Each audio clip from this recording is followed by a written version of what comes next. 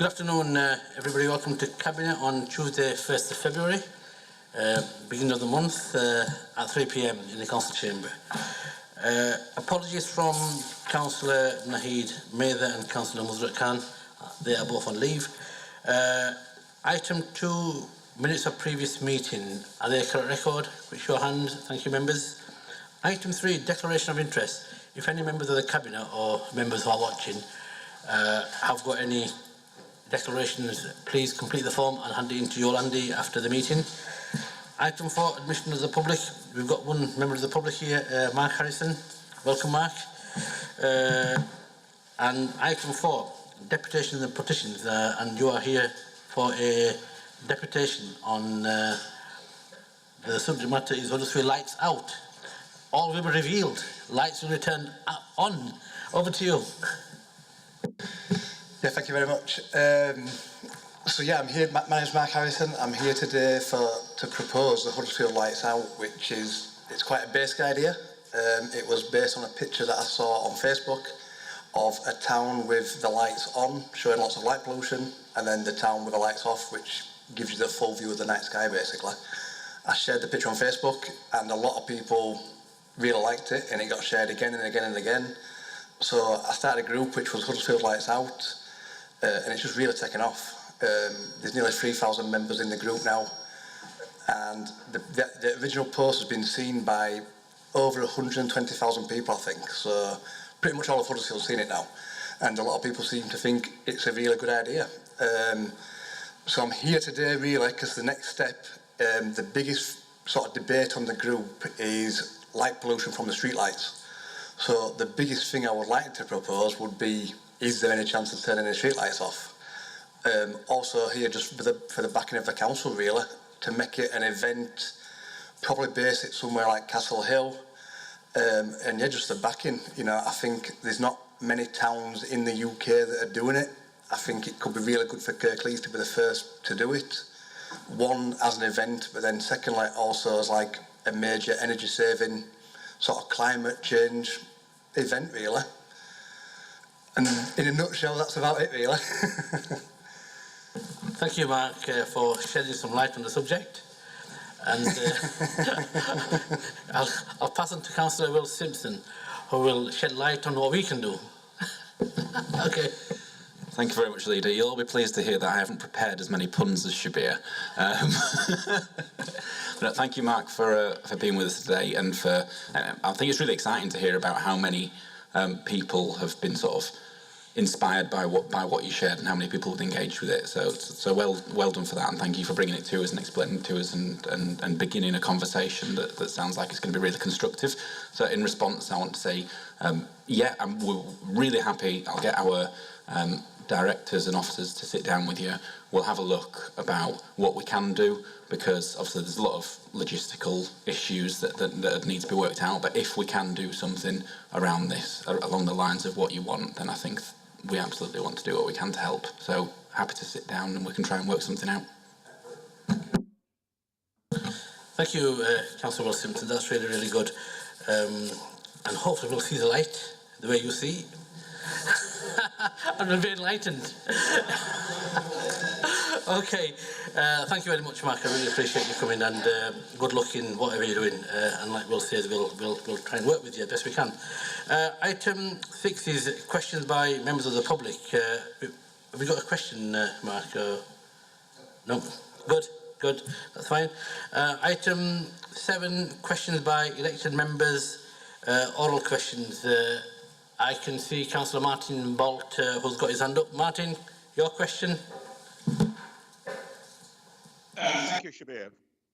And it's not one that I prepared. I will reflect on what's just been said about reducing light pollution. Make this a very topical one.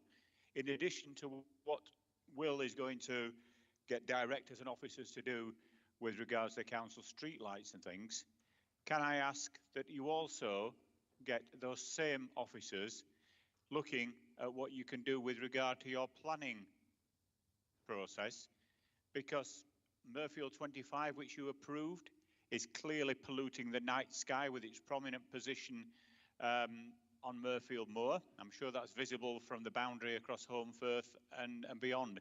And we've seen visual representations of the huge light pollution which would ensue from the proposed distribution depot in Cleckheaton. So not only retrospectively looking at what can be done, proactively, can we have an undertaking that for all major planning applications, that the issue of light pollution will now form a material planning consideration? Thank you. Martin, thanks for bringing the issue yet again to Council. And I've got to take my hat off to you because one, for persistence, you don't give up. I did miss you last meeting. I thought, what, Martin's not here? And I genuinely was concerned. And you might not think that. And I asked for you people, is he all right? Because it wasn't like you not to keep us entertained and not to bring issues of relevance to this council chamber. But once again, really impressed me right you're here. And Martin, look, you know what the situation is regarding planning. The issue is something that affects a lot of people, and our officers will continue to engage with you as much as they can, as much time allows and as much the law and the policies allow. I do realise also that this is literally, in your ward and also where you live, but I do know, because I use that road every single day, at least twice a day, that they are keeping on top of it. But keep on talking to us, and we'll see what we can do. But good to see you, Martin. I did miss you last time, and that's seriously, I mean that genuinely. You got a supplementary? Are you going to answer the actual question that I asked, which was not about the road sweeping, it was not about negative planning compliance issues, it's specifically about the matter that's just been raised about lights pollution. Yeah, so like I said... Unless you feel that way doing the job, you feel aware of the light pollution issue, you must have missed it. And I asked also, will you be proactive and ensure that light pollution is material planning consideration, less sponsored and slippery and more actual answers? Thank you, Martin. Thanks for shining the light on the issue that you raised, and I'll try and enlighten you even further. We hear what you're saying, and we will keep on engaging. And it's really good that you do actually keep on talking to the planning officers. And the issue around lighting, yes, we will help you where we can. And I can't add anything else. You got another question? Is anybody else asking for it? No? Yeah. I've got another question, Martin. You've got 30 minutes, so I'm... Okay. Yep. Thank you very much. I did say that we'll definitely have the 30 minutes question time filled, and please don't let me down. Thank you. In a scrutiny meeting previously, and in a cabinet meeting more recently, you have dodged issues relating to planning policy, planning compliance, and the management of the planning process by saying that these were issues which should be taken up with the planning committee. Now, it may be that you're not aware of how the process works and everything. So therefore, I've looked into this. And what I'm told is that we have an officer who's the head of planning, and all functions of planning policy report through him to the group leaders and then onto a directorate. And I am therefore told by officers that Councillor McBride leads on planning. Therefore, your previous public statements that all matters relating to planning should be taken to a planning committee is from a position of a lack of knowledge. And it's also misleading the public, because looking around, there are a few members of cabinet who've sat on planning committees, and they will confirm that there is no item on a planning committee agenda for elected member questions at a planning committee. So therefore, elected members can't raise issues other than discussing actual items that are on that agenda. So the issues of planning compliance, the issues of planning process, you were wrong to say that we should take them to a planning committee. Will you apologise and now accept that planning process and the planning department comes, as I'm told, to Councillor McBride?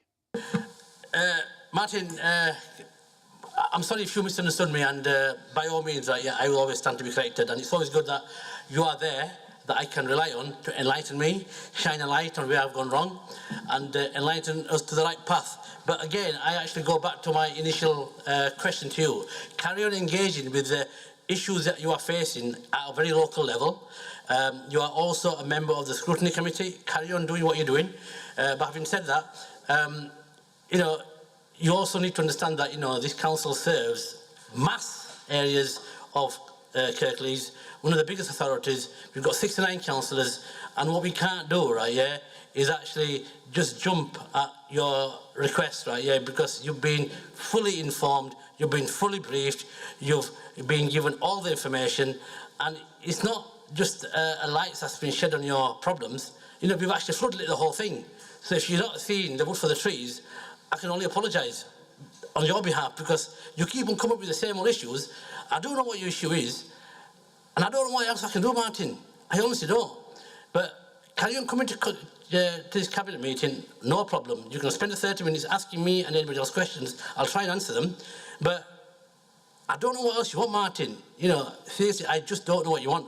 But I understand that, you know, you'll always want to fly a kite, right, yeah, and play politics, which is fair enough. But you won't get anywhere by actually playing these games. You know, the best thing you can do is carry on engaging with officers, talk to members, use your role in scrutiny, and try the best. But to keep on coming here, I've been counting the number of meetings you've been here, Martin, and every single meeting you come up with the same old issue. It's like a broken record. And you're not really effective. If you really want to be effective, then carry on doing what you're doing with officers, because I do know that they spent a lot of time with you. And one of the things I'm really worried about, Martin, I'll be honest with you, this is no joke, right, that we have got some very, very good officers. And if we carry on putting that undue influence on them, we're not going to have anybody left to work for us. And then to come here and then undermine the whole process and question their professional integrity is completely out of order. You know, having a go at me is one thing, but then having a go at officers, right, yeah, and you're implying that they're not doing the job right, it's not fair. Thanks, Martin. I'm sure you've got supplementary. I'm counting on it. Well, again, if you stop trying to mix metaphors and be wittier than you are and listen, I was not making any comment about officers. I was referring to your instruction to people about what to do with the planning process. This is nothing to do with officers. You said to myself and you said to others that issues relating to planning should be taken to a planning committee. And what I'm saying now is I've checked it up, and I suggest that you go on to the planning training courses, because it's not the first time you've made a mistake about how planning operates, that the administration of the planning department is a cabinet function and the responsibility of Councillor McBride. It's nothing to do with officers. Nobody's casting aspersions. It's not a local issue. This is a matter affecting the whole borough of how the planning process is managed. Do you understand that simple point? Look, Martin, your question is the same old question around planning, and I don't want to repeat myself. If you've got another question that relates to something else other than planning, I'm happy to take it. You made your comments, your points have been noted. If you have got any issues around this, then speak to myself or Peter outside the meeting. Have you got another question other than any around planning? If you have, I'll welcome them. If you are going to repeat the same question, then I won't allow it. But I'm sure you've got another question on another matter. So, having welcomed that I could use the whole 30 minutes, you're now once again threatening to censor me. But let's move on to something else. Martin, let me put you. Yeah, don't try and play it to the gallery, right? Yeah, because what you after a cheap headline, and you're not doing yourself any justice. Yeah, I do take what you say, Martin, seriously. I do listen to you, and you know I do talk to you as well. Yeah, but by making a mockery out of the question time, it's not doing you any justice. Yeah, so I'm being very straight with you. Have you got another question, Martin, that you want to pose to this cabinet? I certainly do. The council has a statutory function for road safety. The highway code changes came in on the 29th of January. What is your cabinet and council doing to communicate those road safety changes to all road users in Kirklees?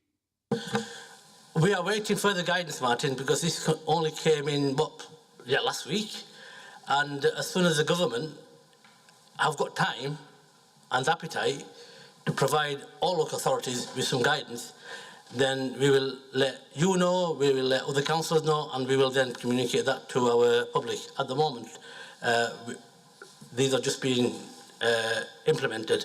The Highway Code has changed, many of you will be aware, and as soon as we find out more information from government, we will make sure that gets cascaded down. The information is on the Department of Transport website. It's been publicly promoted on many spheres, including social media, so everybody knows what the changes are, particularly with regards to road safety. So if you're waiting for someone to write you a letter, you know, we could see incidents of road safety dangers. You know, why aren't you taking active, like other authorities who are using their road safety digital signs to use those for public information notices and advising people of key changes? That's a simple matter which can be done, and it's a matter of communications. Yeah, I understand that the Council Communications Department has grown reasonably, and therefore we have people who are skilled in this sphere. We have these digital road safety boards. You could put up correct notices, like many other proactive local authorities do. Right, Martin, as soon as we get more information from the government, which is your government, maybe you might have some input into Boris Johnson's department directly. We will make sure that we actually promote the information that's already out there to make sure it means something to our communities. Have you got another supplementary? Well, I'll ask a separate question then. We'll move on to something else. Councillor McBride is someone who spent a majority of his career outside politics in academia, doing research and evaluation and lecturing on this. I'm sure you're aware that he recently made comment about the lamentable public consultation responses to some key schemes. The phrases he used were they were pathetic and meaningless and nobody would base any decisions on them. Do you agree with Councillor McBride's statement? Martin, I'm not going to start to agree or not agree on individual cabinet members' questions and responses. If you want me to share that with you at another time, I will do, but I'm not going to make any public comments around that at this moment in time. Thank you. Well, Councillor McBride made that comment in a scrutiny meeting, so that is a publicly documented comment. Well, you need to use your scrutiny role to actually question him further. This is not a scrutiny meeting, this is a cabinet meeting. And like I said, I'm not going to make any comments or otherwise on individual cabinet members, what they have said or what they haven't said. So, responses to public consultations in general of less than 2%. Pathetic and meaningless, somebody said. Do you think they are sufficient for your cabinet to make decisions on? Martin, I'm not going to comment on what members of this cabinet or other members have said in any other committee, which I wasn't really part of in terms of understanding the whole context. So I'm not going to get drawn in, Martin, and I don't see how this adds value to this cabinet meeting. I made it very clear I'm not going to make any comments on meetings that I'm not part of. Well, it adds value to the cabinet because these are things which will affect the decisions that cabinet makes. Numerically, I can remember that... Martin, is that your supplementary? You got another question? Yes, I have. Coincidentally, just before the elections last year, you announced significant funding for local areas, Home Firth, Batley and Heckmondwike. You told those people just before the elections, in some wards which were quite close, I think, and had other matters been in the public domain would have been even closer, maybe a different outcome. What's happened to that 1.5 million that you promised those people a year ago? I'll get one of the cabinet members to drop me an email and they'll tell you exactly what's happened. A lot of things have happened, Martin, but we don't have the time to actually go through all that. How much of that money has been spent in consultants' fees? Like I said, Martin, we'll get you a briefing note, but as far as I'm aware, I don't think we've spent anything on the consultancy fees. So the consultants have been working for nothing? I don't know. I think Councillor Paul Davis has got... he'd rather answer you now so that we don't have to put anything in writing to you. Councillor Paul Davis, you want to come in? Yeah, thanks, Leader. I can certainly answer from the perspective of myself as a ward councillor, having been involved in discussions with officers about the Small Towns Fund in Home Firth. And despite the best efforts of some of our opposition members to try and create a story around consultancy fees coming out of the 1.5 million, it's completely unfounded. Those consultancy fees are already budgeted in by the officers, as is quite normal practice, to bring in people with expertise to help us to look at the information from residents and the priorities of councillors to come up with schemes which are appropriate that will revitalise our towns. And again, I'm only speaking of Home Firth.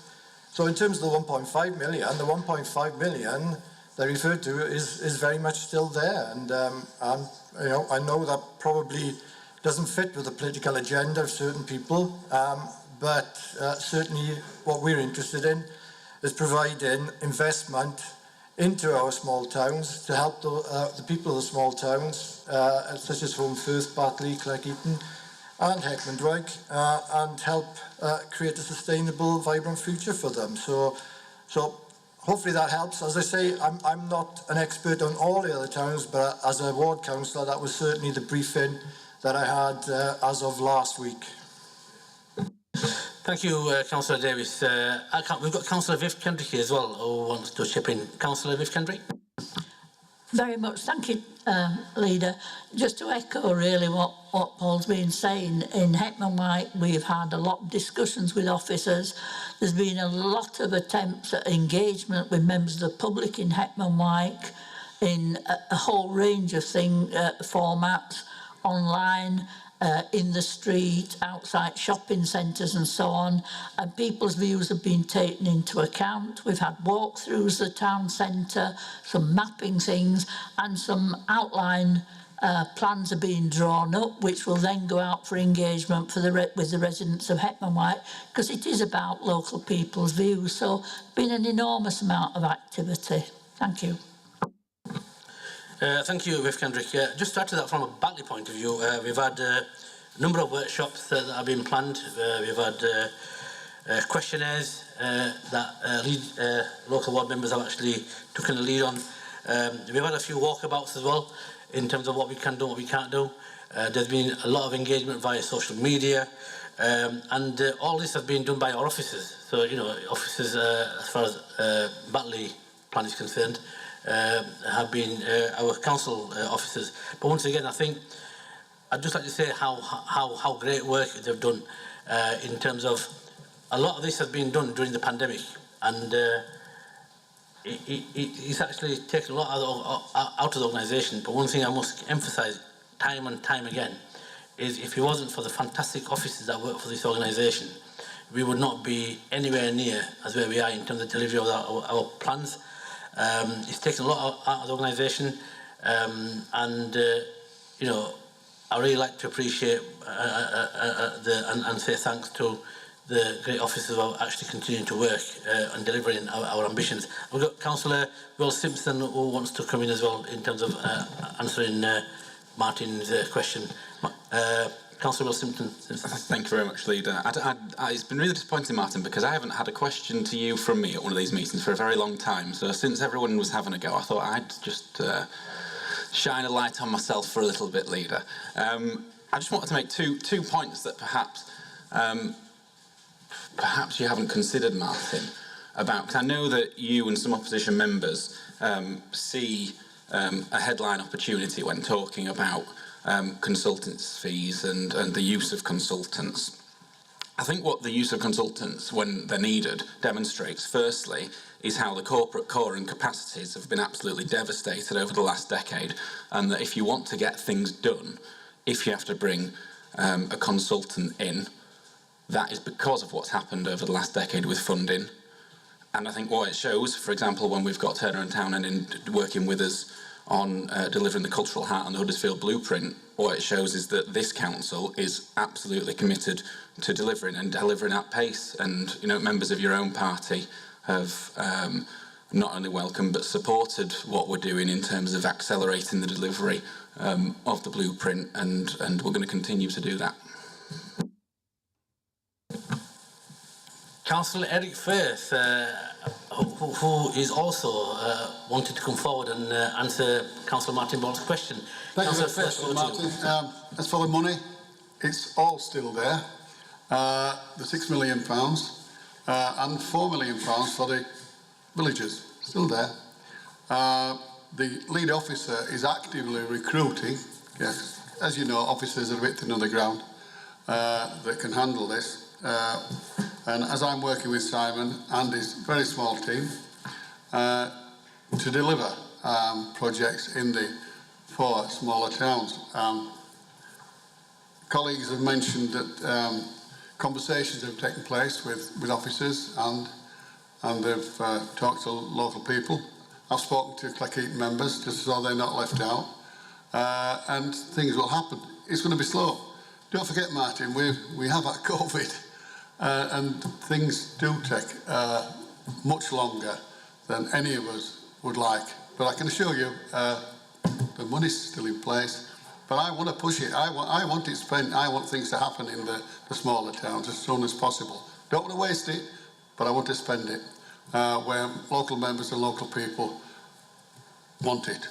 Okay, Martin. I hope that answers thank you, your question. Councillor Firth. I've got Councillor Carol Patterson, who also wants to shed some light on this subject. Councillor Patterson. Well, actually, if you will allow me, but do tell me if you won't, I'd like to come back and answer Councillor Bolt's question about road safety, if that's okay. Okay, thanks.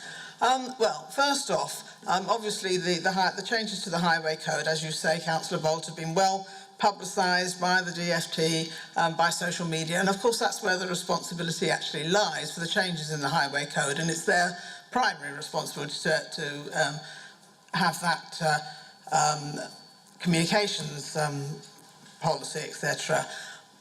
We, with our minimal road safety budget, we are collaborating via a project called Vision Zero across all of the West Yorkshire authorities to try to minimise road accidents, be they minor or more serious, and to make our roads safer. And therefore, the priority for us has to be that we spend that very small budget that we have got on road safety on those schemes where we know we have got a difficulty in terms of accidents and incidents, and that's where we will be spending our money in collaboration with our West Yorkshire partners. If there's any spare money, or if the DFT give us some, we'll obviously be happy to organise a local campaign in terms of road safety. But primarily, our priority has to be on dealing with those hotspots that we know that we have. I have to also say, though, that Kirklees has got a very good record on road safety, and I think I don't think I'm wrong to say we have got the lowest number of incidents and accidents across West Yorkshire. Thank you. To Councillor Carol Patterson. I think Councillor Will Simpson just makes a very important point that the austerity impacted on this council to the tune of £200 million.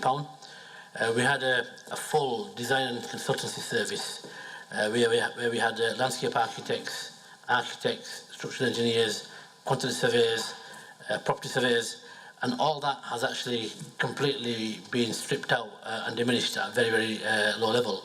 And the danger is that when you cut that much, then when you start to put in capital schemes, delivery becomes a big problem. So what we are doing is we are actually trying to reinvest in our workforce, but at the same time, because these schemes are oven ready, so to speak, and they're ready to go off on site, we have to engage the professionals to actually carry out the work, and that's what we will be doing. In terms of the small team we have, which Councillor first mentioned, Simon Taylor and his very, very small team. And again, that small team has done remarkable work. You know, it's astonishing that the amount of work they've done, not just with Dewsbury and Huddersfield blueprints and master plans, but also with the small towns and villages. And that small team have actually shone, and this is no pun, a massive light on what our staff can do. So once again, I'd just like to thank them. and thank all the Cabinet members for helping me answer Councillor Bolt's question. Martin, or any other councillor online, any more questions? Yes, please. If no money has been spent on consultants from the small towns budget, how much is being paid? We were told that we would be getting this figure. It hasn't arrived yet. In fact, I'm fairly sure that the officer said it was coming out of the money allocated. But the 3 North Kirklees towns are in one consultancy pot and Holmfirth is in another. So perhaps I can ask Councillor Davis directly.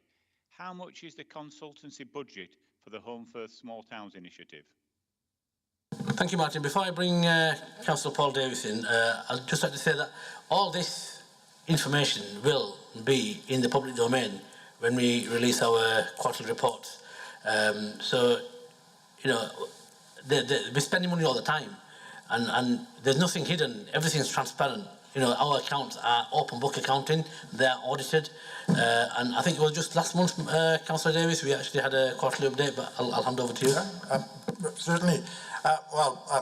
There certainly wouldn't be a problem for Councillor Bolt because two of his colleagues, Councillor Firth and Councillor Patrick, know that figure. As ward councillors, we were told that, and I think absolutely you should have a chat with them. I'm sure they would be prepared to share that information with you.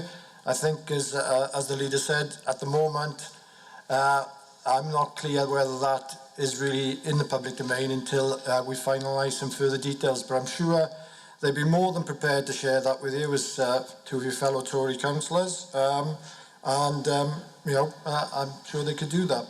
But I think, for me, I find it strange, this focus on consultancy, when really the focus should be about delivery and outcomes and making a difference to our communities. And really that's what we're interested in. And if we just want to play around with numbers, around consultants, etc. going forward, we seem to be missing the whole purpose of this.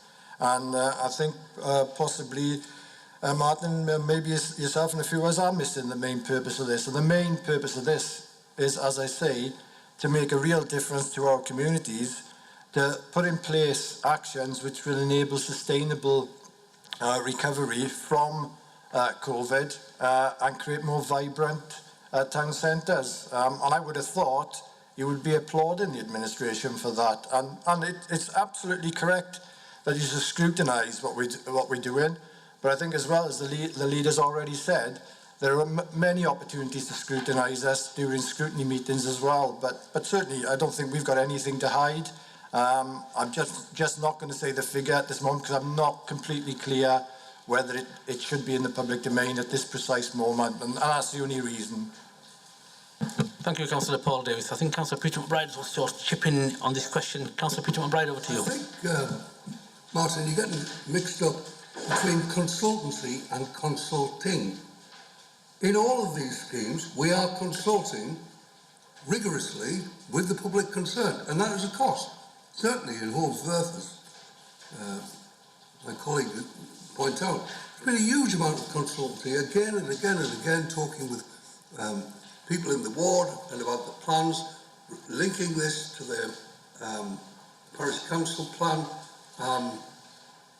and that's going on in each of the districts. That is a costly process, but it does not involve necessarily outside consultants. It's just consulting with the public, which can be, of course, if it's extended, be quite expensive. But a reasonable expenditure, given we want to provide for people in given areas what they want. And that we're trying to do. Thank you, Mr. Chair. Thank you, councillors, and thank you, Councillor Bolt, for the questions. That brings us into that 30 minutes, and we can always rely on Councillor Martin Bolt to actually keep us entertained and fill the question time in.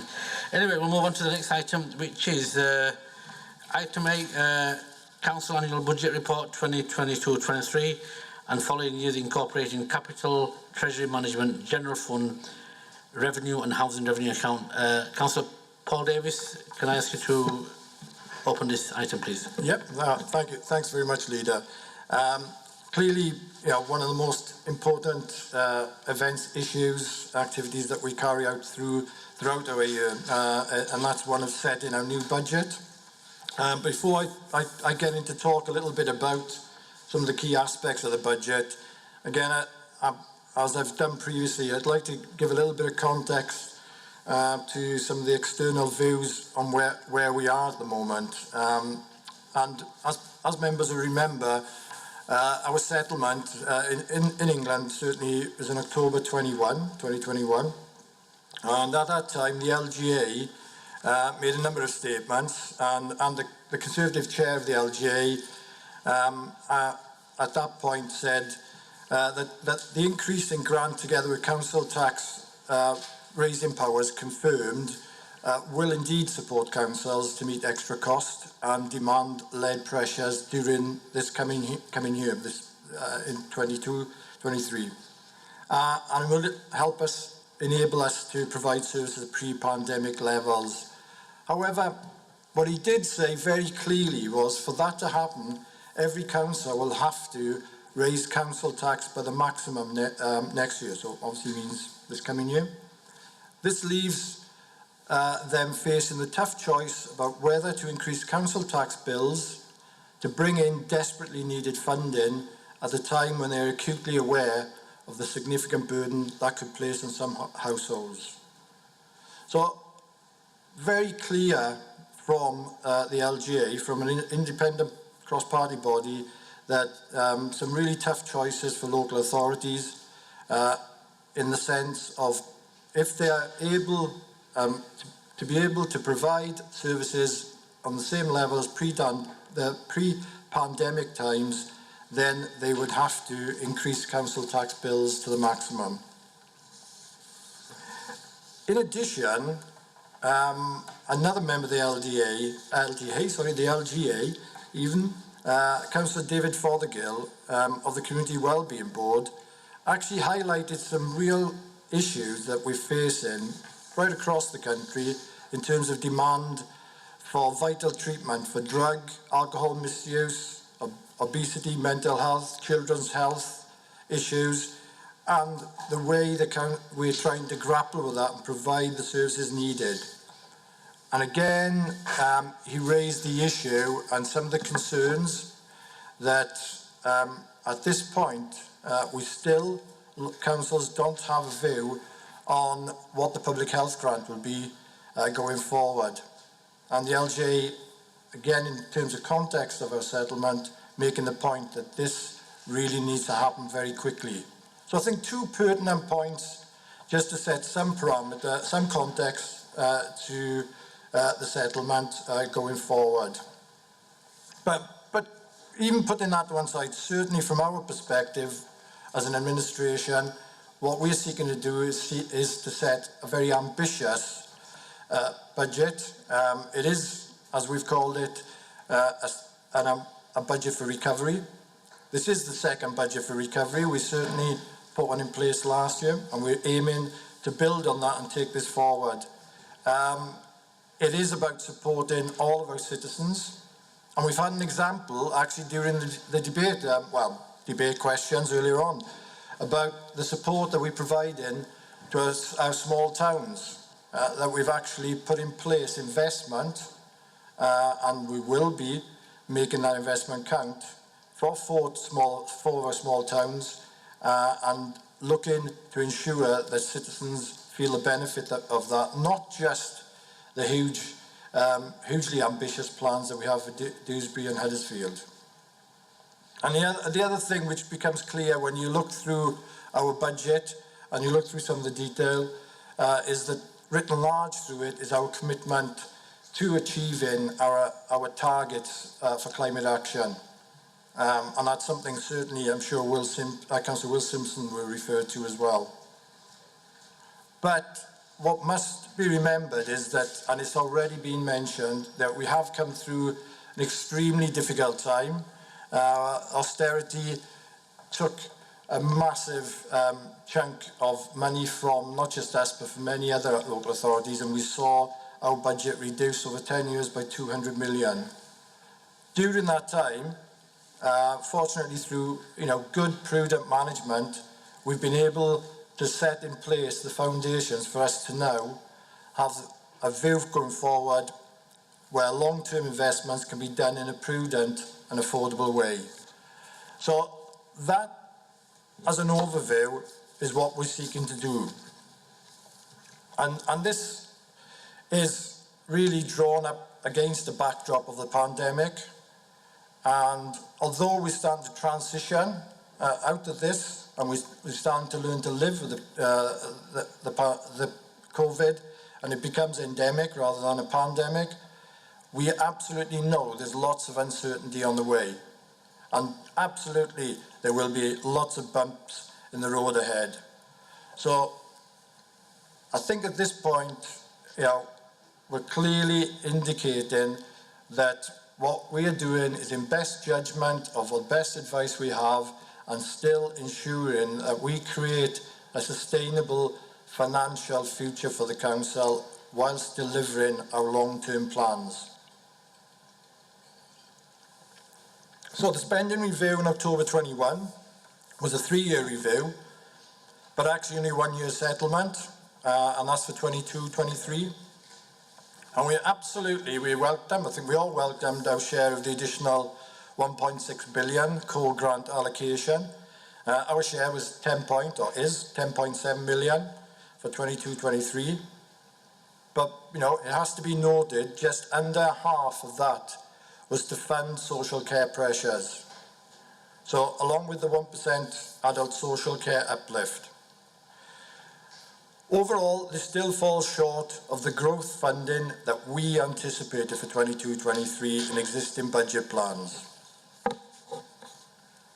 And while the other 5.7 million element of the core grant is also welcome, this is effectively a 1-year services grant only.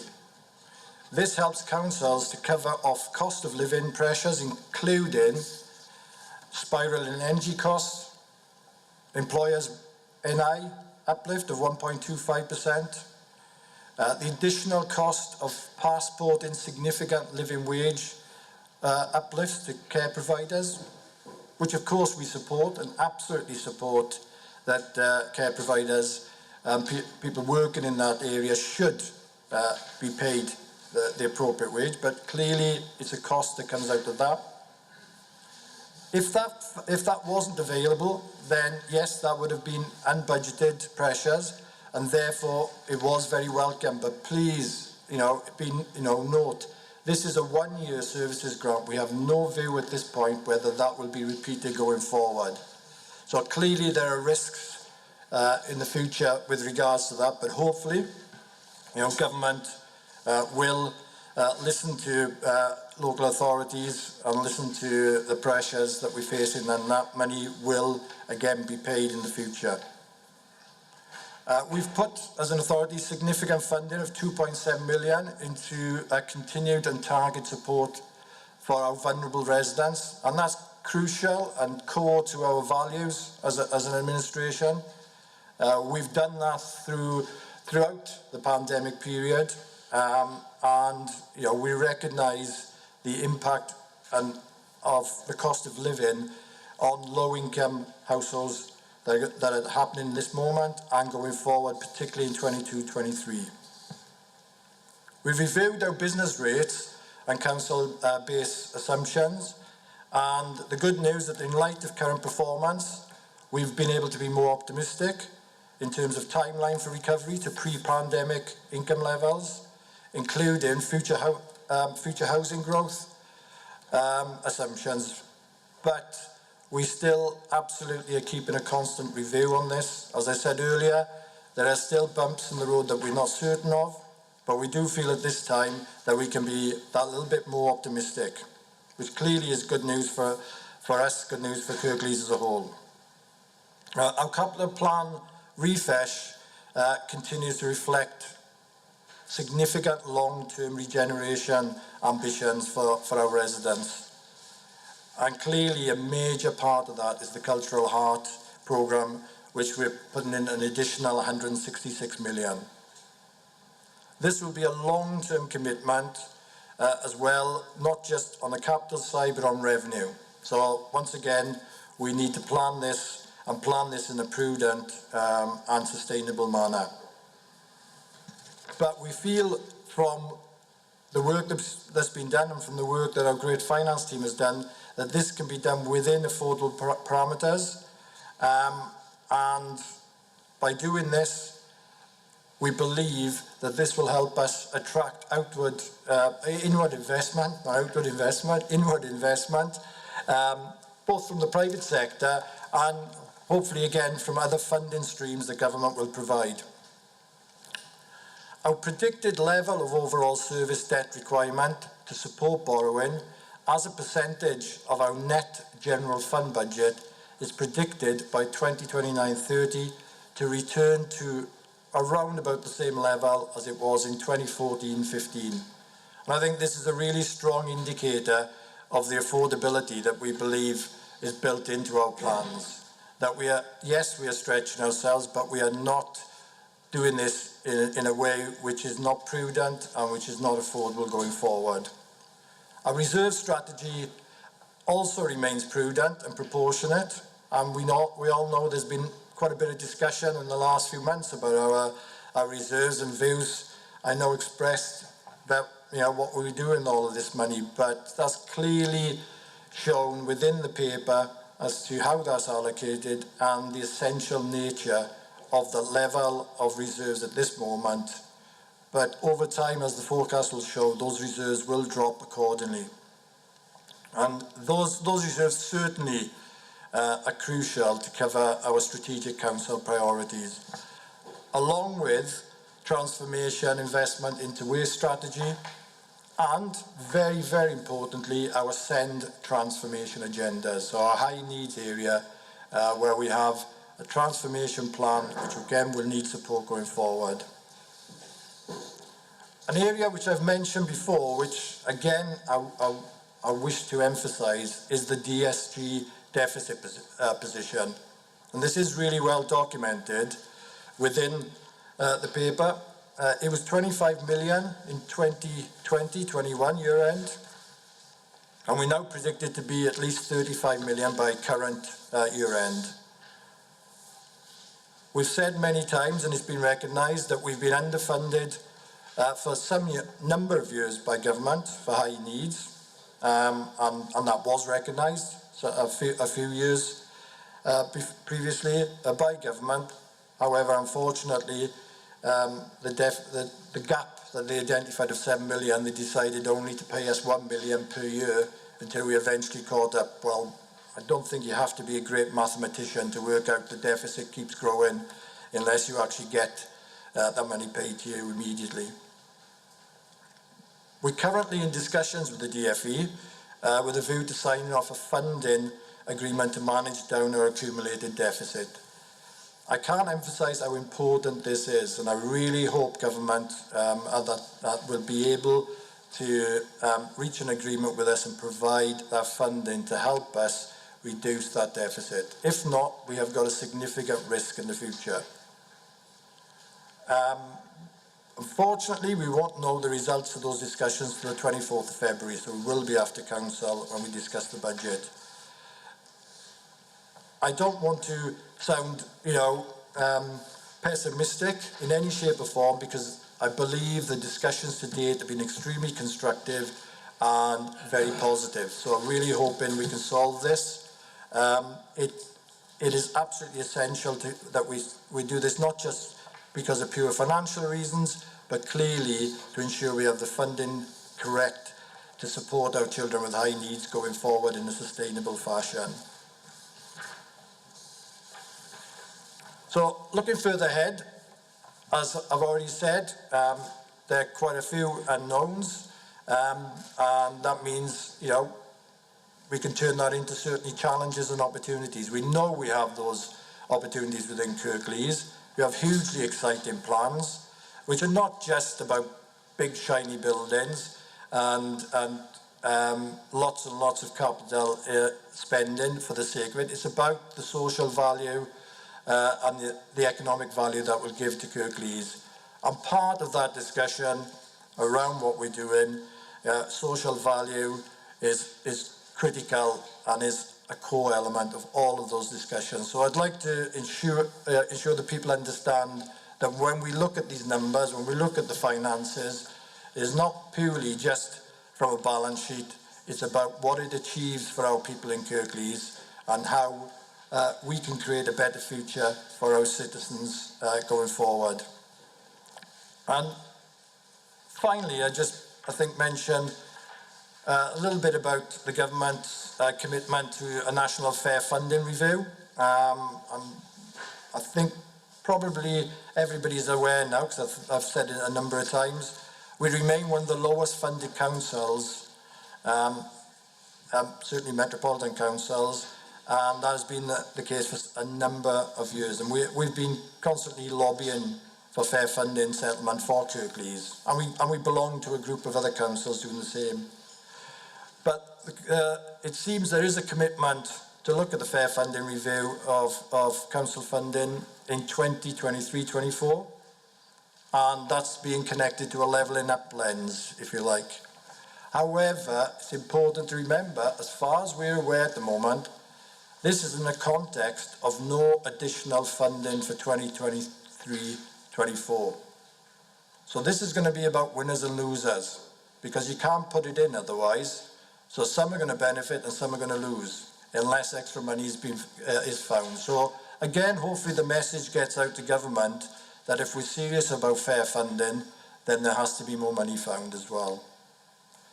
So I won't go into any more detail, Leader, with regards to this, and I believe you're going to second the proposal. And within the paper, the clear recommendations are on page 47, section 6.1 to 6.19. I think laid out there what we're asking Cabinet to approve. I certainly believe that we will get support from my fellow Cabinet members. But at this point, Leader, I'll hand back to yourself, if that's okay. Thank you, Councillor Paul Davies, for that comprehensive proposal and explanation. I've got Councillor David Hall, who's got his hand up. Councillor David Hall, over to you. Yeah, thank you, Leader. I have read the budget, as I always do, and I'm in the process of going through it again with more of a finer tooth comb. What struck me first is that despite Councillor Davis's comments this afternoon, there's no acknowledgement in the budget report that we are going through a great struggle, or many householders are, with the cost of living. And this has been acknowledged by the Prime Minister and the Leader of the Opposition, that really there are an awful lot of people who are going to struggle this year. And it would have been nice to see something in the report to actually acknowledge that. So that's the first thing. Councillor Davis is not quite right to say that we were expecting all councils to raise council tax to the maximum, because there are councils I know already who are freezing council tax or not taking the maximum allowed, because they have recognised that a lot of people will struggle. So I wonder whether I could ask, what measures have the Cabinet considered in order to keep the increase in council tax below the maximum? Councillor Davis. I'm sure. Thanks, David, first off for the comments. First, before I answer the question, excuse me. Absolutely. In terms of the recognition of the precious people under, I think you'll find that most of us have spoken them many, many times. If it's not clear enough in terms of the budget wording, I can certainly review that as such, but it's absolutely clear, as I said, the fact that we as a council have ensured for a number of years that we've built in a pretty significant protection for individuals, whether it be council tax rebates, which are not already covered by certain government grants, and also local welfare provision going forward, albeit that unfortunately we understand that it doesn't cover at all anything like, for example, the huge gap left by the £20 universal credit cut that was made by the government to people. So it's you know, it's a point well made by yourself. There are huge pressures on people. I'll certainly have a look to see if there's anything around the wording that will become more explicit around that. In terms of your question, certainly within the budget as well, and I didn't really focus on that. Each directorate will have and has got targets for efficiencies, because what we've had to do is very clearly show within each of those areas where we can achieve some efficiencies to enable us to be able to carry on providing the services that we need to provide to our citizens, whilst also investing in their future. So there are efficiencies within there. I'm sure you'll spot those when you go through those in detail. In terms of what other councils do, and I certainly haven't done any significant research, but it was quite clear from the government when the government talked about the increases and looked at the overall increase in core spending, and they'd assumed that councils would be increasing by the maximum. Now that doesn't mean the government were instructing us to do that, clearly not. But there were some assumptions within that. And as I said earlier on, the Conservative chair of the Local Government Association was also very explicit that, in his view, is very clear that all councils would need to increase council tax by the maximum if they were to be able to provide the services at the same level as the pre-pandemic level. So I certainly don't know what other councils are doing in terms of the services they're providing. I don't know what their budgets cover, whether they have, ambitious plans to help with the recovery, whether they prune back on that. It's not for me to comment because I don't know that detail. But yes, it is always the case that there are variances throughout the country. But I think certainly I take the LGA to be a fairly apolitical and reasonable organisation, and listen to their views on these things. Thank you, Councillor Paul Davies, for that answer. Councillor Hall, have you got supplementary? Yes, please. Yeah. Thank you for that answer. We can put words in, or you can put words in as much as you like, but actually what we need is it reflected in the numbers. And so we need an acknowledgement in the numbers that people are going to struggle to pay. Now, it's fine having council tax rebates. They're good. We would support those for those that have the lowest income in society. They're necessary. If you're lucky enough to have an awful lot of money, I suppose you won't miss a bob or two in paying your council tax. But there's an awful lot of jam in the middle of the sandwich who are struggling.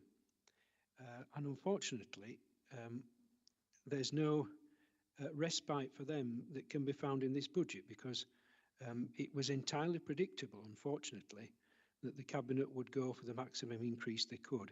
And just to follow up on that, we have to recognise what this is going to mean, because the Fire Authority are about to publish a budget which will no doubt go for the maximum allowed for them, which will be another £5 a year. The police precept undoubtedly will go up by £10 a year. That's £15. On a band D, the council tax will go up by £36 a year. So we're looking at over £50 a year, which people on ordinary incomes in a band D house are going to have to find. And I think it's disappointing that the Cabinet couldn't have found more in the budget to make that easier for what we call the just about managing, or those that are struggling. So that's just as a disappointment. It's not a question as such, but I think we could have done better if we'd tried. Councillor Paul Davies, you want to come back in? Yeah, just as it's not a question, and thanks for the comments, David, and just some comments back, and recognise your concern about citizens, and knowing yourself, and know that's sincere as well. But I think we need to put a context here, don't we, in terms of the national context, and it's not Kirklees Labour administration that set the NI regressive tax on people, which is going to cause massive harm to individuals. It's not the Labour administration that is refusing to take VAT off energy bills. It's not the Labour administration that's refusing to even consider other options around windfall taxes on the energy companies. That's where the real difference would be made to people. What we are left with is trying to fill the gap left by government. And I do understand your genuine concern about people, but I would really ask as well, I'd really implore Tory members to lobby their government and actually have a different view about what they're doing in terms of some of these policies, because the reality is that we are the backstop. We are trying to fill some of that, some of those holes and help people. And unfortunately, that is meaning that we've got very little option but to put council taxes up and to do what we can to really help some of those other individuals. The other key point with this is, and maybe we'll see something coming up in coming weeks, I hope so, the levelling up agenda seems to have disappeared, and if it really ends up in the situation with us as an administration and other administrations having to ensure that we put in place recovery measures to ensure that our citizens have a decent future going forward. And I think that, again, is something I would implore that if Tory members could talk to their government and actually let's see some new money, let's see levelling up delivered, that will help us immensely and that will really support some of our plans. So absolutely not in any way disputing, David, your concern over this, and I do understand your disappointment, and I think we could probably all of us also express our disappointment that we have to, again, really call out and ask our citizens for further help in terms of mitigating some of the issues which are coming from national government. Thank you, Councillor Paul Davies. I'll bring Cabinet members in after the members have spoken. Councillor Martin Bolt. Martin, you got a question, please? Thank you. Yeah, question or comment on the process, and to give it some context first for those who may not be aware of this, or for anybody watching. The Local Government Act 2003, Section 25, sets out that in setting the budgets, you are required to give positive assurance statements in relation to the robustness of budget estimates and the adequacy of reserves and balances. It then says there is no prescriptive guidance on the latter. That means there's no prescriptive guidance on the adequacy of reserves. But authorities should make their own judgments, and I think everybody needs to understand that that's what this Cabinet is doing. It is making its own judgment on the use of reserves, taking into account relevant local considerations. It should make sure that the reserves are adequate but also necessary. Two very important but separate issues. So turning then to the specifics, and Councillor Davies has just said he thinks you have very little option in what you're doing. The reserves of a well-managed local authority should be between 5 and 10% of net spending. That's not your income, that's your net spending.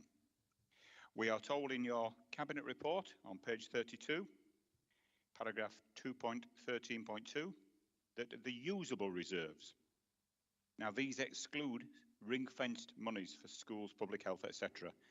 The usable reserves, as per this document, are 161 million, equating to 50.6% of the 2021-22 net revenue budget. 50% of the budget is held in reserves. That's not 5 or 10% of your net spending, which is the reserve guidance. So to further give some clarity for people, £1 million reduction in a council tax equates to a saving for every household in the borough of 0.5%, 0.5% for £1 million. A £10 million reduction, therefore, would be a 5% saving in every household's council tax. And we've been hearing many sentiments about supporting citizens. £100 million saving, and you've got 161 in unallocated reserves. Nothing allocated, they're not for schools, they're not for public health, etc. Those are pure reserves, as your report says. £100 million would equate to a 50% reduction in council tax for every member of the public who pays it. So there is a difference of opinion when it is said there is very little option, because reflecting again on the Local Government Act, that you should use your judgment and make sure your reserves are adequate and necessary, then how do you square the circle of maintaining a reserve balance of between 5 and 10% when you've got 50% of your net annual general revenue budget in reserves on this report time? The forecast, going for the report here talks about 161 mil, the forecast outturn at the end of April 2022, so when you start the next year, is 115 million. So there is still plenty of scope and plenty options. When Councillor Davis is saying he has very little options, there are still plenty of options to do that. You don't have to be as generous to the residents as you want. I mean, I would cite as an excellent example of authorities that when they found they have reserves which are not allocated for use within that year, within that period, have supported their residents. The well-managed Mirfield Town Council last year made that decision, that it would not set a precept because it had sufficient funds in the reserves to run it. We know that Kirklees hasn't got sufficient funds to run all its budget, but we do know that it has sufficient reserves to offer a 50% reduction if it wished. That's the context, those are the figures. What is left now for you, and what is left for the public, is to determine whether this authority, this cabinet, and its members are using their judgments, and whether the reserves they are maintaining are adequate, but equally importantly, also absolutely necessary. Thank you. Councillor Paul Davis, question is simply, do you need the level of reserves that we have? Yeah, sure. Just before I go on to reserves, I tell you what would have been really nice was to have the 200 million that the Tory government took off us. And if we have the 200 million back, and if you could just have a chat with your friends in government about getting that back, then I think the citizens of Kirklees would be really happy to see that, and we could deliver quite a bit with that 200 million. And that's real money. That's not sort of money that's been dreamt up anywhere. In terms of your theory, it's a new one on me, this whole issue of the 5%, 10%, but I'm not an expert, but I'm sure Emma could come up with an answer to that in terms of what you just referred to. But what I have seen is where we sit as an authority compared to other metropolitan councils. And I've said this at council before. On our reserves, we're not an outlier. We're not on the very bottom with too little reserves or right at the top. We are right in the middle.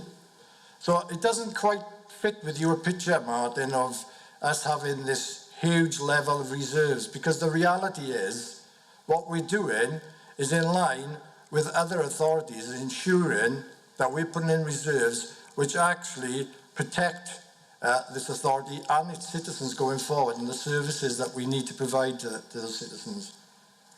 You'll also know, and it's in the papers, that the reserves will decrease over time, and they'll decrease quite significantly over time.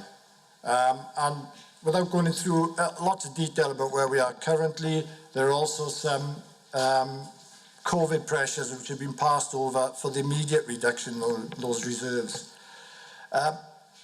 I'd already talked earlier on about DSG, which you seem to have completely ignored, which again is an unfortunate result of underfunding over quite a long time. And these are to some of our most vulnerable children. You know, this isn't a nice to have, and yet, you know, we've been underfunded significantly by government for a long time, and at this point we have a significant deficit. Fortunately, because of the way we've been able to account for that, that doesn't cause us, hasn't to date caused us issues, but that's changing.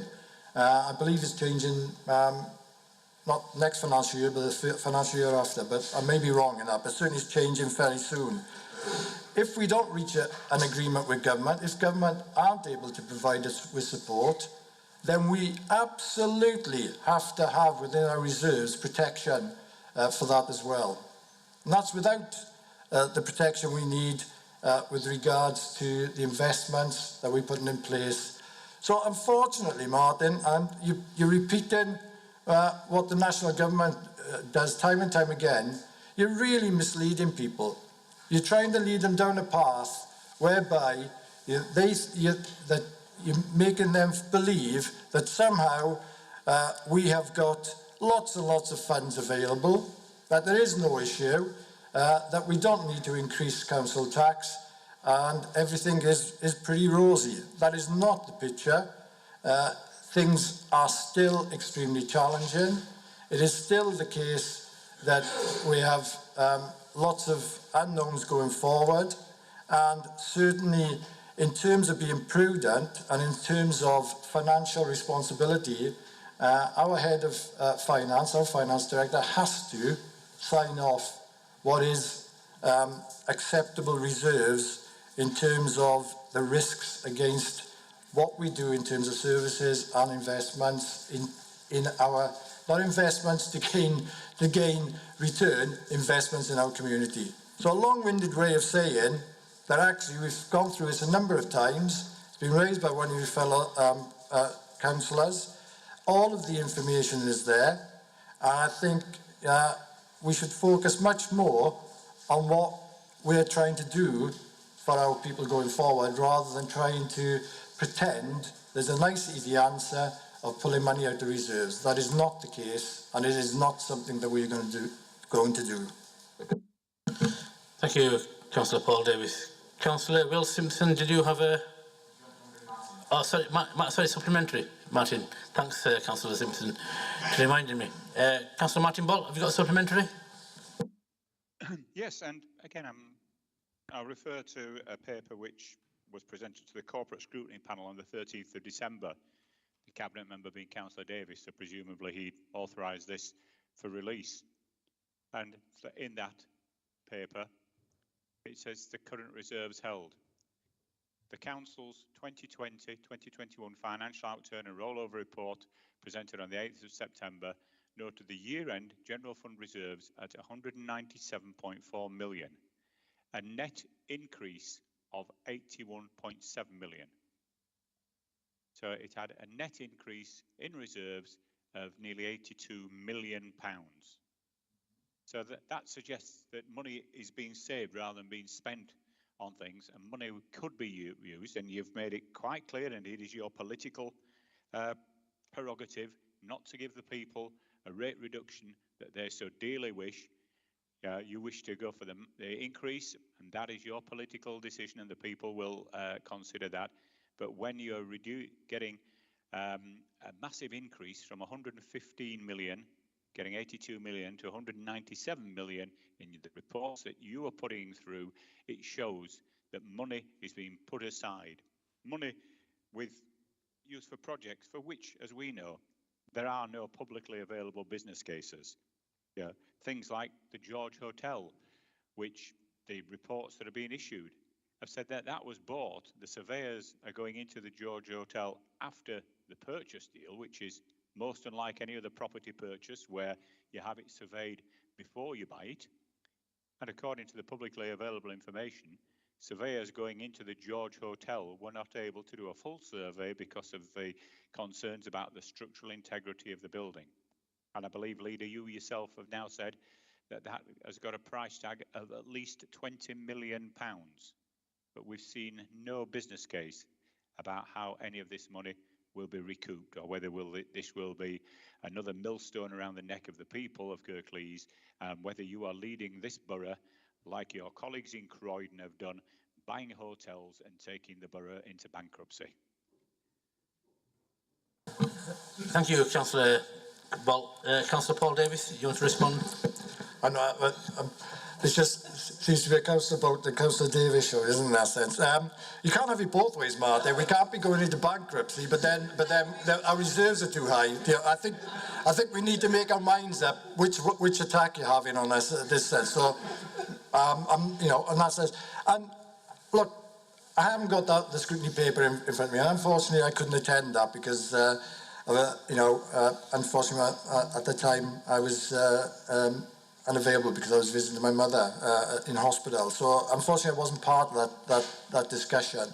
But pulling out numbers without pulling out the rest of the detail, because I absolutely know there will be a whole number of details in there about what that means. And, you know, I've got it in front of me in this paper, and I'm not really aiming to go through every single line of where the reserves are and what they are, but that paper will have included that. So it's sensationalism, and you're just pulling a number out, Martin, again, to try and effectively mislead people without giving them the full picture. And that's just the normal way that unfortunately some members seem to operate. And I think that's treating people with a lack of respect, to be perfectly honest. It's about time you started being open and honest with people rather than trying to just go for political points and political scores. And I think you should be quiet. Councillor Ball, you had your say. Martin, Martin, please, Martin, please. Martin, I'm chairing this meeting. I give you your say. Martin, I gave you your say. You made a comment. I didn't stop you. Yes, it's only fair that Councillor Paul Davis is given the opportunity to respond back. You know, your comments. I expect. I didn't stop you, Martin, and it's only fair. Martin, it's only fair, right? Yeah, that Councillor Paul responds. Paul, continue, please. Thank you. Certainly, I think in terms of reserves, as I said, we've gone through this a number of times, and I think it was fairly obvious this would become an issue yet again. And there is a narrative that's trying to be created that what we've done, I think Councillor Bolt has pointed to this, is that we've put money to one side for our pet projects, whatever they are, and that we are somehow doing that in a way of almost squirreling away all of these millions. And yet, within the papers, and the paper that's here in front of me, budget, and within the paper you would have had, every single pound is actually explained. It's actually explained as to what it's for, and it's explained as to what risk factors it's put against. Now, that has to be signed off in terms of the financial position by the finance director, and that is very, very clear. And so that's what I'm referring to. You know, to pull out one headline number without giving the full details, I just think is perhaps a little bit disingenuous. But that's just a view, that's just an opinion, and we can hold opinions, can't we? So please, if there is a view on any of the specifics as laid out in this paper, which is from, where are we? From 2.13.4 onwards, which shows absolutely the updated reserves position and the updated plans, talks about the usable reserves and provides the narrative. I'd be more than happy to take away any specific questions on that, and I'm sure myself and Eamon can come back to you.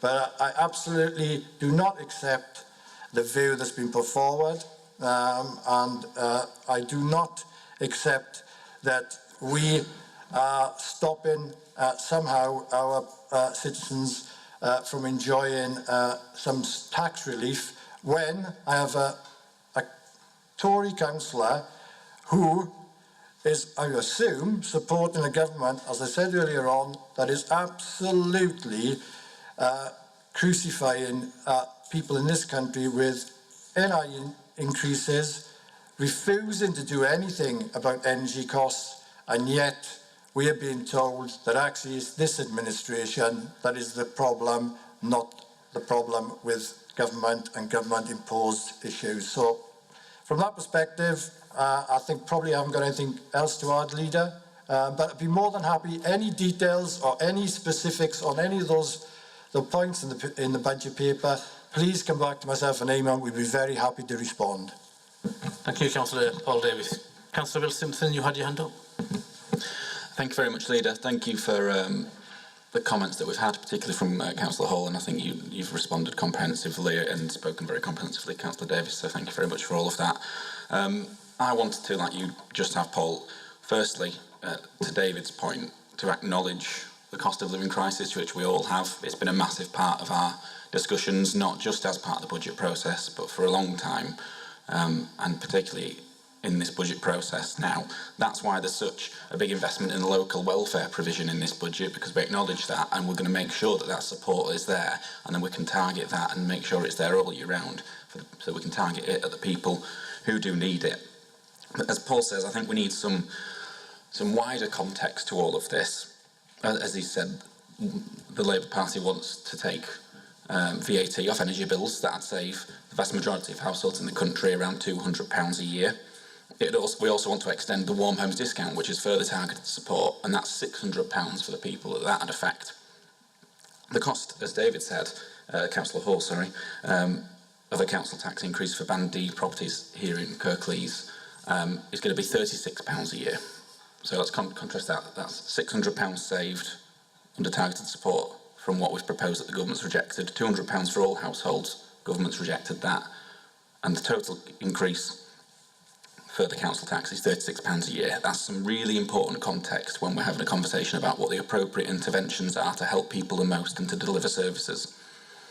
To go further on that point, the cost of the national insurance increase, if you're on £20,000, as of April, for the following 12 months, that's going to cost you £130.45. That's a quarter of the cost. So the council tax increase is a quarter of the cost of that. If you're on £30,000, it's going to cost you £255.45 for the year. So the council tax increase is 14% of the cost of what the national government's national insurance increase is going to cost residents here in Kirklees.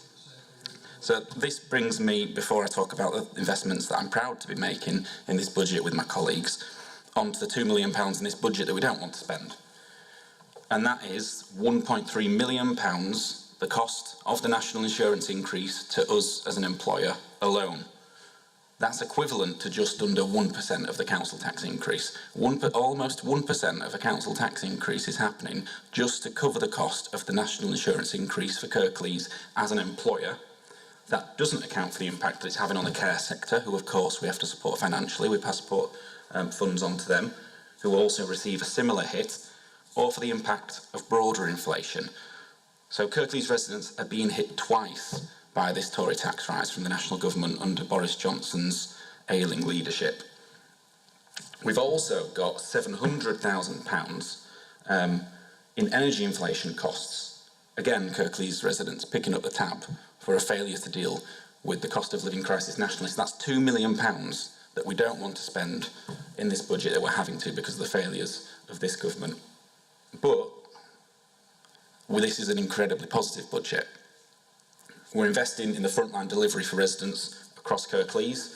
We're leading the local recovery from COVID with investment in every part of the borough, and we're showing that we're serious about tackling the climate emergency.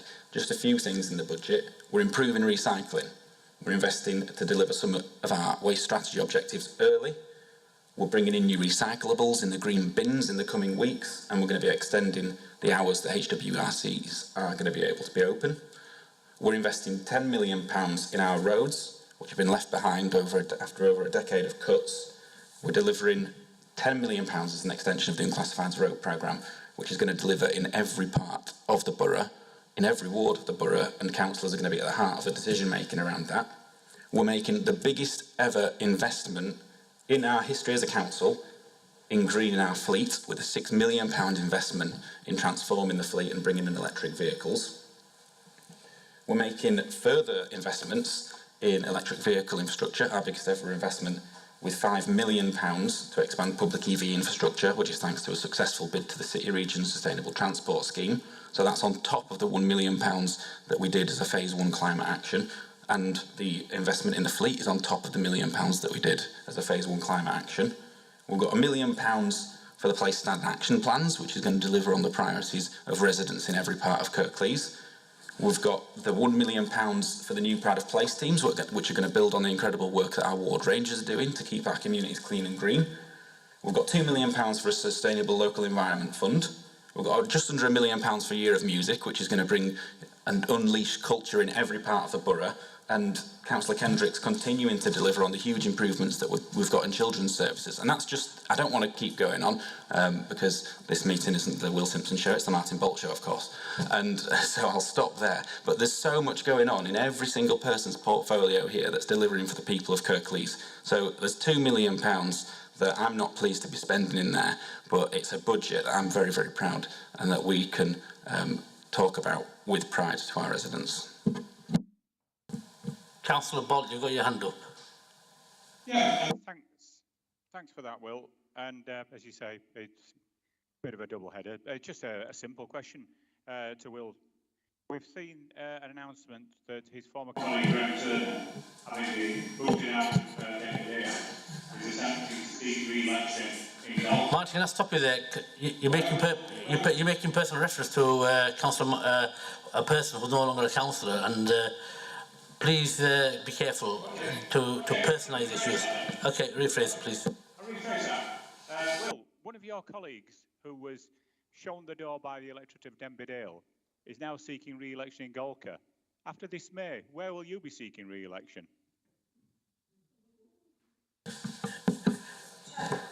Martin, I'm not...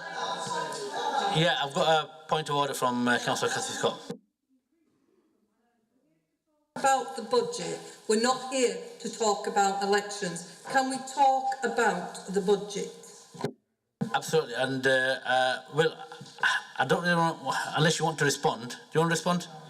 Because I don't really want to start a personalising meeting in a budget cabinet meeting. You know, we are here to continue with business right here, but Will, because you mentioned your name, I'll give you the opportunity, Will. Thank you. Martin, I think for anyone who's viewing this, I think you've shown yourself up there slightly with that response. And the fact that you couldn't think of anything respectful or constructive or thoughtful about the cost of living crisis, about what's in this budget, and instead decided to make that comment, it doesn't reflect well on you. Thank you, Councillor Simpson. I will leave that at that. I think Councillor Peter McBride put his hand up. Peter? Mr. Mayor, I find it amazing that we've taken so much time to talk about effectively nothing, because the choices here weren't there. What choice did we have? The government effectively has determined and dictated what the budget will be. Not this year, last year, the year before, it's done it consistently and gets away with it. This is one of the poorest authorities in the country. And therefore, if you don't go along with an increase locally, you are hugely penalised, and your public is penalised in terms of what it might do in the future. That we have to live with. Therefore, effectively, we are constrained in our choices, and our choices are very limited. And the nature of the rate support grant, as it's been changed by these people, the likes of Johnson, whose word, of course, nobody could possibly believe,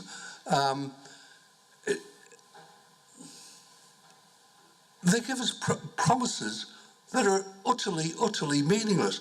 We are a promise of money, but we're in effect told what that will be.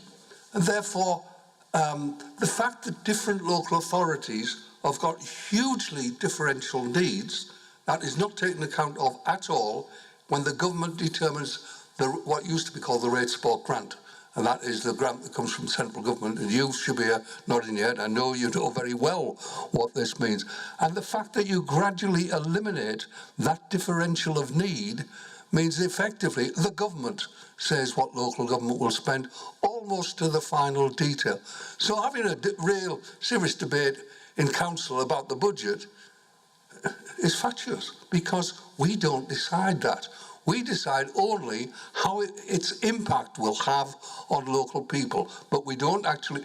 I mean, you will remember when you joined this council over 20 years ago that it was a serious issue. What the budget was made a big difference to people. It doesn't make the slightest difference, hardly a difference to people. A very marginal one might be occasionally 1% or 0.1%, something like that, of that order. And therefore, in reality, it's not really significant. And the voice, therefore, of local government is so diminished, and our needs, and particularly our poorest people's needs, are therefore forgotten and not responded to effectively. Thank you, Councillor Peter McBride. Really well put. Basically, what's happened is over the last 10 years or so, the grant that we were getting from government, for every pound we got, we are now only getting 40 pence. So that's 60% cut in real terms, and that's what's equated to a £200 million year on year real terms cut. In terms of the budget itself, this is the 4th year that we have had a 1-year settlement, and we keep on waiting for this miracle of review of finances. It's never going to happen, I don't think. And the long-term future for local government, not just this council, isn't very good, isn't very secure. We are one of the poorest, financially poorest councils in the country. And the case has been well made, and that's why we are where we are. I'd like to not increase council tax. I'm sure we all would do, but most of our properties are in Band A, so the amount of money our council tax generates is minimal. Every 1% yields £1 million. So we are going to raise council tax by 2%, which will mean that we will get an extra £2 million. And the other 1% will go directly into adult social care. We have a major crisis, not just this council, but all other councils up and down the country, in terms of sustaining a care sector which will cater for the hard-working adults and young people in the future. And I really worry about them. I really do. Also, there's a massive pressure on our children's services, and that's where we have a really good story to tell, like Councillor Will Simpson explained, and Councillor Viv Kendrick is leading on that. We have put back in to the tune of £11 million into our children's services, and quite rightly so. That's why we are no longer in the place where we were a few years ago, and that's why we are now well and truly on the journey for good and maybe outstanding. If we pull the plug now on our children, on all our children, we will be doing a grave injustice, and that's something that I'm not prepared to do. We are also putting in £3 million to make sure that we look after the most vulnerable. We put in a local welfare provision, and we make sure that those people who are in need will get that money. At the same time, we have some excellent staff who have kept us going for many, many years. And we will also have to make sure that we pay them the adequate wage and what they are entitled to. If inflation is forecast to rise up to 6%, maybe more, interest rates are already forecasted to go up. Unprecedentedly, at Christmas, interest rates went up by 0.5%. And I fear that that is going to be an uphill trajectory for the foreseeable future. And we have to make sure that we keep our staff secure, and one way to do that is to pay them properly. The 2% isn't really going to go anywhere near meeting the needs of our workforce, who actually work very, very hard. Our roads have got a £165 million backlog in repairs. Everybody in this council chamber, all the councillors, the first thing they complain about, quite rightly so, that our roads are completely unfit to drive our cars. The £10 million we have put in is a small way towards that. We put in £15 million in last year, And that 2% that we're talking about will not even go anywhere near addressing that issue. So we have got big issues. We have got big programs, but our ambitions are the same. We will look after the most vulnerable. We are always talking about making sure that the cost of living crisis is hit head on. Because after the budget, all the parties will put their motions in, amendments in, but I can assure you this administration, this Labour administration, will always put the needs of local people first. The needs of the most vulnerable, the needs of our children and our growing elderly population. I fear the levelling up paper that's going to be released, hopefully this Wednesday, will just be another stitch up for government in terms of trying to sound up, talk up that they're levelling up the country, which in fact they're not levelling up anything. There is only a limited amount of money. Everything that's coming out of local government is talking about levelling up, but there's only so much amount of money. What we need is the promises Boris Johnson, the Prime Minister, made when he was putting a bid in for his leadership. He promised all the millions that we would save, or billions that he would save in Brexit, to be reinvested in communities like ours. The Shared Prosperity Fund, which will replace the European monies, I fear, will be carved up in such a way that we have already seen bribes being made. This council is not about bribes. This council is not about making deals. This council is about doing business to the most vulnerable. This council is about looking after the most vulnerable. So I am really proud to second this budget. It will go to full council where we'll have a fuller debate, and it is the right thing to do. Thank you, members. Let's go for the vote. Put your hands up. Thank you. That's carried, and we'll debate this in full council. And thank you for your time. That is the end of the meeting. Thank you. Good night.